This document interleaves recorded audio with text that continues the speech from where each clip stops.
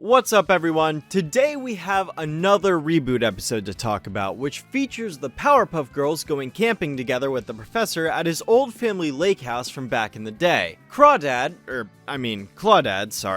is the standard quote-unquote camping episode that doesn't actually have all that much to do about camping. I suppose it's more like a fishing episode really. When looking at the title, there's really not a whole lot to go off of considering that it's very vague and doesn't give many hints about what's going on. I recall seeing a lot of rumors that this was going to be a him episode at first because, as you know, he has claws, but that's not the case at all. Clawdad is kind of a pun, but not entirely because it's just Crawdad with an L instead of an R, and Crawdad have claws to begin with, so it's not like there's actually a double meaning in the title. It's ultimately about as basic as rainy day, although I'd rank it ever so slightly above that one for the word itself at least being a little more specific and for actually relating to the events in the episode. Just by looking at the title card, it seems that there's already two things worth pointing out before even getting into the episode itself. First and foremost, we can identify that this is another one of those pink, green, and blue cards that the likes of Splitsville and The Last Donicorn had, indicating that this is meant to be about all three of the girls having a relatively equal amount of focus, but judging by what I've seen, this is really a 75% Buttercup episode with 15% Bubbles as the sidekick, and about 10% of Blossom barely doing anything at all.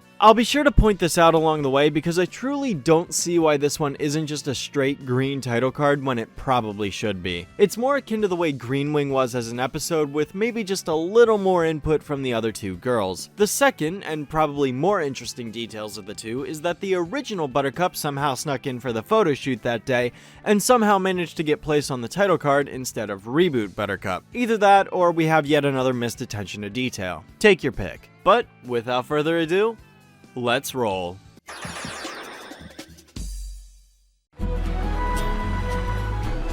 We're here, girls! So first things first, can we just take a second to look at how huge this mosquito actually is?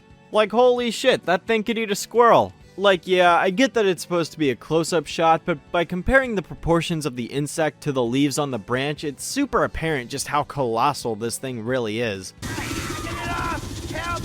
Help me get this thing off, damn it! Get it off! Help me! Get it off! Get it off me, Ray! Help me! The professor is seen driving his car and pulling up to the old Utonium family cabin where he tells his girls that it was where he used to stay back in the day as a child. Is this where you used to stay when you were little? Sure did. The old Utonium family cabin. Just like I remember it. That's right, we have ourselves this fishing episode featuring Buttercup and Bubbles' Big Fishing Adventure 3 while Blossom watches the professor get mauled by a bear in the woods. Nothing screams family fun like getting killed in the wild, right? But I'm getting a little ahead of myself. First, we need to acknowledge the little bit of foreshadowing right from the get-go, with the professor's eyes tearing up and nose getting a little stuffy, to which Blossom makes the observation that the pollen count in the area must be causing his allergies to act up. This essentially serves as the beginning to a gradual build-up in the chain of events that we'll be seeing as the episode unfolds. Immediately following this, the giant reflection of the beautiful lake catches Buttercup's eye and she gets all excited about the potential sea monsters living in there. The professor goes over to tell her the truth that there aren't sadly any monsters in there, but after she begins to feel disappointed, he immediately lifts her spirits by telling her the story of One Claw McCraw, not to be confused with Quick Draw McGraw, the old Hanna-Barbera character. Is the name a reference or just an accident? Your guess is as good as mine. Yes, this Crawdad, as the professor says, is famous for being known to have traded in one of his claws to Poseidon himself in exchange for everlasting glory, and people have been attempting to catch him for generations, but nobody has ever succeeded. That is, until our main characters show up on the scene and do it themselves, because that's the way it always goes. And don't ask me why Poseidon would take that deal, because honestly I couldn't tell you what he has to gain out of obtaining a giant Crawdad arm, but it's what the episode's going with, so let's just roll with it and see where this goes. So anyways, yes, this episode's premise is focused primarily on Buttercup and her quest to catch the ever-so-famous One Claw McCraw, a legendary giant Crawdad living in the lake that is known to only have one claw. Hundreds flock here to try and catch him, but nobody has. And yet there's literally nobody else here.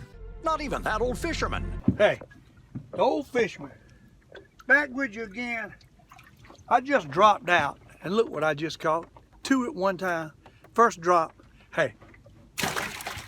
I stand corrected. The professor himself had his hand at attempting to catch the triumphant crustacean, but even he could not manage to catch the phantom Clawdad despite his numerous attempts during his younger days, inspiring Buttercup to try her hand at finding one claw macaw by herself. Now this next part is where everything sort of gets Buttercup going a little too much, because all of a sudden she dons this whole "I must avenge my father" shtick while masquerading around as a parody of Captain Ahab from Moby Dick. Also, I know I'm late to the party on this one, but it's something that surprisingly I don't think I've ever pointed out directly. I don't like it when the girls make pseudo-fists with their nubs. It's just unnecessary. The girls' nubs were never meant to bend this way. We still get the proper interpretation of Buttercup's action when we see her raise her arm up. We know she's meant to be shaking her fist based on her body language. And as a result, this ends up becoming more of a distraction and a problem. But either way, there's nothing that can be done about it now, so continuing on with the plot, we see her climb in a boat with Bubbles joining her as her first mate, leading the two to venture off into the wind in search of the mighty One Claw Macaw.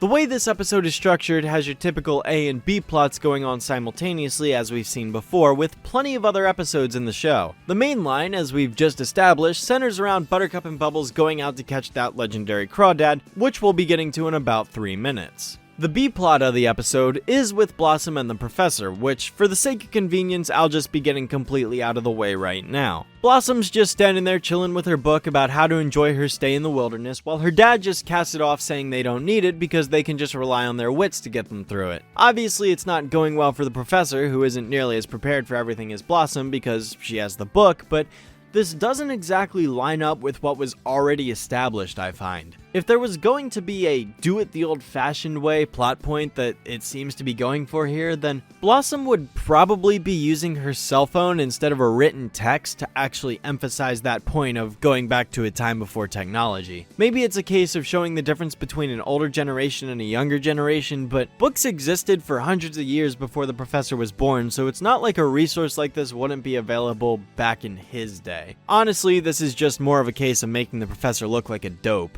We're supposed to believe that this man has been here plenty of times before and is teaching his daughter how to interact in the woods the same way he did as a kid. Yet now, somehow, despite being knowledgeable of the area and coming to this lake for decades, he's less educated than Blossom, who's never been here before, and is literally getting all of her information out of a book. I get that the Professor may not exactly be the outdoorsy type, considering he's a scientist who spends a lot of his time inside, but I mean, the childhood experience should at least give him a little bit of an edge, right? And if the episode wanted to stir up this idea that he was always bad at surviving in the wilderness since his young age, then a flashback depicting these events over time would have sufficed. I get vibes that this part of Clawdad is trying to teach that it's good to go out and get informed before you go camping, but it also demonstrates that apparently using your instinct will get you nowhere, seeing as the Professor never gets a single thing right by relying on his natural senses alone. I mean, this guy went camping a number of times previous to this one, so am I really expected to believe that he never experienced this stuff before in his life? Between getting bit by a ton of mosquitoes, rubbing poison ivy all over himself, ignoring the trail and stepping in a bear trap, and being nearly murdered by a bear, I classify this as another case where the Professor just ignores all logical sense in order to be an agitating idiot dad who's not entertaining, instead of an inspiring role model with great characterization and presentation. Yes, even in Season 2, the Professor is my least favorite character, and I find his moments to be the worst part of this episode. Can't you tell? My guidebook says you should never leave the trail when hiking. Oh, sweetie, that guidebook is for people who don't have nature flowing through their veins.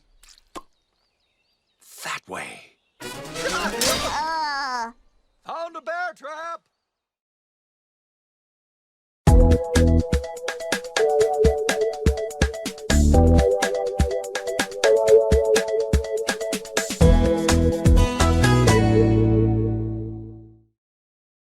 Lo did our quest begin.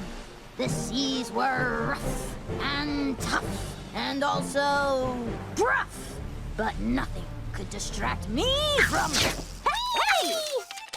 So let's get down to Bubbles and Buttercup's little quest now, shall we? Buttercup has donned her admiral's cap and has set sail across the lake in search of the legendary One Claw Macaw with her first mate Bubbles, who's quick to point out that she just wants to catch him, give him a high five, and then throw him back in the lake. This of course doesn't gel with Buttercup very well, considering she wants some of that eternal fame and glory all for herself. She wants to show off her mad fishing skills and have a rock opera written about her success. It's establishing the contrast in goals here and how each of them have a different motive for catching McCraw. However, unlike Bubbles, who just says what she wants in passing, we actually get to see Buttercup's motives run wild in her own little fantasy inside her head, where she has giant muscles again for some reason. Told you Splitsville wouldn't be the last time we'd see this, and this won't be the last time either. The daydream isn't much to go off of though, it's just a brief moment where some guy asks her an interview question.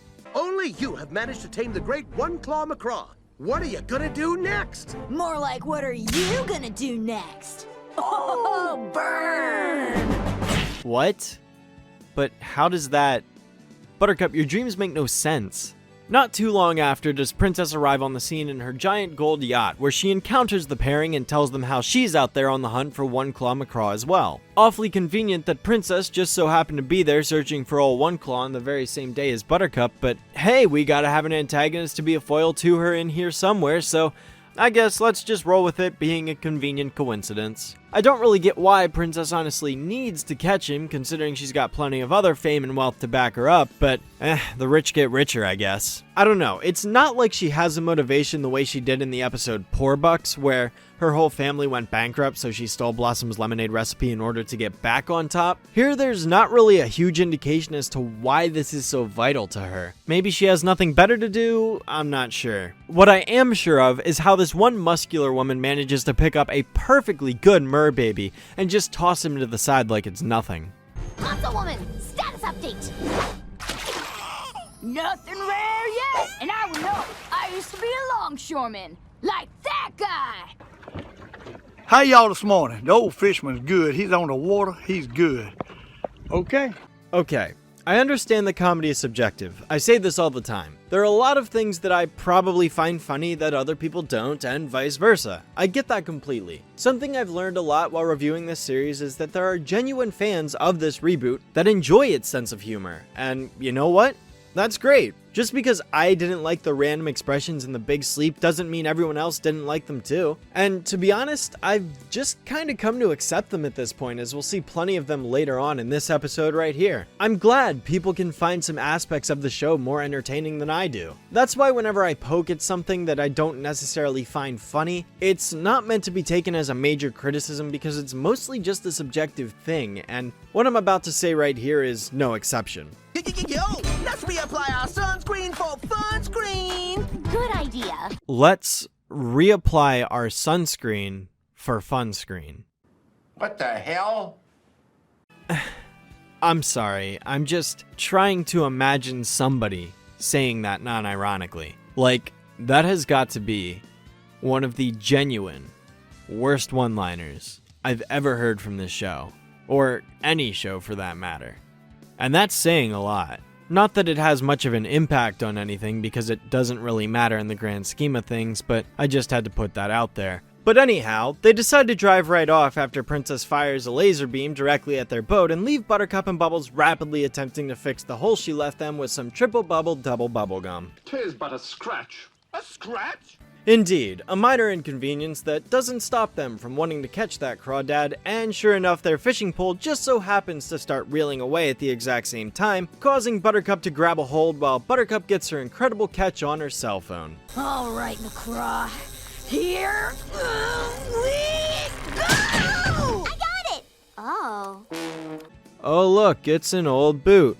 Didn't see that one coming. Also, fun fact, right before the camera flash, Buttercup's eyeballs end up transferring through her purple eyelids. Fission mailed, One Claw McCraw evades the girl successfully and leaves the two of them to suffer from heat exhaustion and a loss of chocolate chip cookies. Buttercup spends this time narrating her current pursuit so far to Blossom over top of the two of them melting under the molten hot sun. This is more of what I mean when I say this feels like a Buttercup episode. She's the main narrator of the story, and the focus has been all about her on her quest to catch this wild crayfish crayfish. Not as much emphasis has been put on Blossom's subplot, and Bubbles is just there so Buttercup has someone else to talk to. Between the narration, the flashback, and most of the time just being dedicated to her, it's a wonder that this episode's title card wasn't chosen to be entirely green. And again, she's even the girl that's in the silhouette. More time passes as Buttercup begins to get a little more crazy with every failure she's experienced off screen. The two are completely out of bait by this point and have nothing left to try and catch old One Claw with, until Buttercup lays her eyes upon one of Bubbles' pigtails. La la la la la la la la la. I have an idea.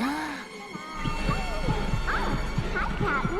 Why are you? Give me one of them pigtails!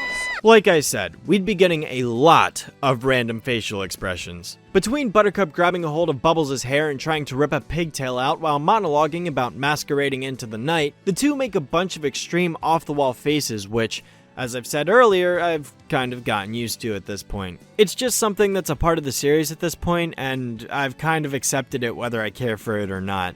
It's not gonna go away. Luckily, the fishing pole starts reeling in again, and wouldn't you know it, old One Claw comes flying right out of the water and lands right in Princess's grubby little paws. This, as I'm sure we can all guess, leads to a race between the three of them on who can get to the crayfish first and keep it for themselves. Will it be Buttercup, who wants it all for her own fame and glory? Will it be Bubbles, who wants to keep him alive and set him free? Or will it be Princess, who has nothing better to do besides get even richer? Shock and be amazed as it's Buttercup. I mean, why wouldn't it be? How else is she supposed to have a change of heart if she doesn't get an opportunity to look McCraw deep into the eyes and realize her selfish motivation isn't worth it in the long run? Bubbles nearly got killed by harpoons in order for her to learn this, but nobody acknowledges it because they're all too focused on this tiny red crustacean. I will give this Race for the Crayfish credit though. It doesn't waste any time installing the characters from getting to it first. Cash money crew, get that crap! Don't think so, lame bucks. So it's got that going for it at least. But yes, as I said, Buttercup gets her time in the spotlight only to realize that by catching One Claw for herself, she's ruining the legend behind the creature, which is primarily the reason why so many people go to visit the lake in the first place. She's probably gonna kill the tourism. It's spontaneous, but not unbelievable considering Buttercup does have a soft spot when it comes to things like this. However, there was basically little to no build up here. She just magically changes her mind and agrees with Bubbles on a whim without anything to really stop her from getting all caught up in the moment and ignoring the consequences of her actions. Maybe it was a tie-in to what she learned from Splitsville, but I'm not entirely sure. Of course, even despite this, Princess still attempts to steal the Clawdad away by transforming her boat into a giant Power Ranger or Voltron-like mech with what is undoubtedly the funniest part of the entire episode.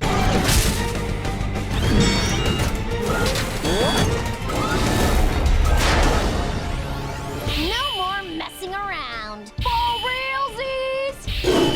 Chickadee, chickadee, yeah! Yo, yo, yo! Fun scream! Yeah! Let's get 'em! Get out of here! That was genuinely entertaining. But I just remembered something. Recall at the beginning of the episode where the professor exclaimed that One Claw was supposed to be a giant crawdad? You know, the way he was in Buttercup's fantasy? But there is one famed giant crawdad. Was the fact that McCraw was supposed to be giant just disregarded for the sake of the characters being able to hold him, or what? I mean, maybe it's referring to being giant in comparison to the smaller crawdads that might live in the lake, but at that point the giant size is all relative. Either way, Princess nearly manages to get her hands on One Claw before the professor comes bursting out of the woods covered in some kind of fur, leading Princess and her crew to shift their focus onto him because they think he's Bigfoot. This leads into the end of the episode where Buttercup and Bubbles reconvene and talk about what they should do next. I'm so proud of you! Thanks, Bubs. Now there's just one thing left to do. Well, that was a pretty dour note. They killed him. But yeah, that about does it for this episode. Everything ties back together with the professor off screen, and we see the family chilling around the campfire as they reflect back on the day. This one was a quaint episode if I were to use one word to describe it. It's another one of those, it's there, it's fine, it doesn't do anything that's necessarily wrong, but it's nothing extraordinary type episodes that just exist to be a part of the season. It's not terrible or offensive, it's okay, all things considered, but the facial expressions, boy oh boy were those abundant. In fact, I'm just gonna go ahead and edit in a count of how many times a character made an exaggerated face in this episode because I'm genuinely curious to know. So soothing. I got it! I know you're out there, One Claw McCraw. Give me one of them pigtails! Give it to me! Give it to me! And cry out to the angsty void! Oh, ka-cha! Reel him in and hang him on my wall! Yeah!